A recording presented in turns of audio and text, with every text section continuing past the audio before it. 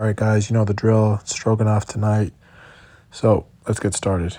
In your Dutch oven, you want to bring that to a medium flame. And I'm going to add my beef here. Just one pack. It's about a pound. I'm not going to add any oil to this because I want the beef to render off a lot of the fat. So as that cooks, you're going to see a lot of fat be released from the meat. I'm going to drain most of this out. You can leave it in if you want, but I don't really like that taste, so I remove it.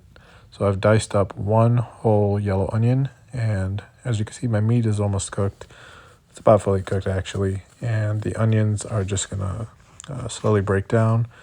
That should take a few more minutes on a medium flame, and you don't want to burn your meat here, so you want to make sure you lower the heat. All I've done here is I've diced up about, I would say about 6 or 7 of these store-bought Bella mushrooms. They don't have a ton of flavor, but it's much more cost-effective than shiitakes or creminis. But those taste better, and if they're available for a good price, go for it. So after I've cooked those down, I added them to our meat here, and they're going to absorb a lot of that beef flavor. And then I also added about 2.5 tablespoons of cornstarch.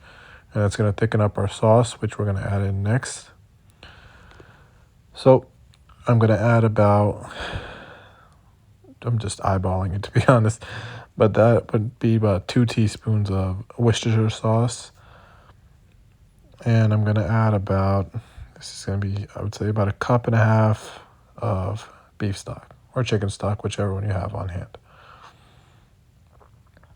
So we're just going to add all that in, and as we let this boil, it's going to combine with our cornstarch. Everything will thicken up.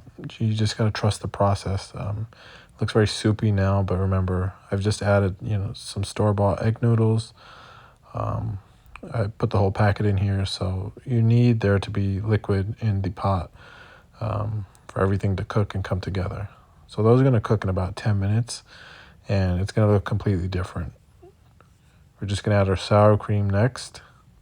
I went with 1/2 cup of sour cream, and you want to make sure you want to bring it you want to add the sour cream on a low flame. You don't want the sour cream to separate. So you just add it in slowly, keep mixing, and then we're ready to eat. So that looks really good. It's quite heavy, so don't let that stop you though. And that's our final presentation. Enjoy.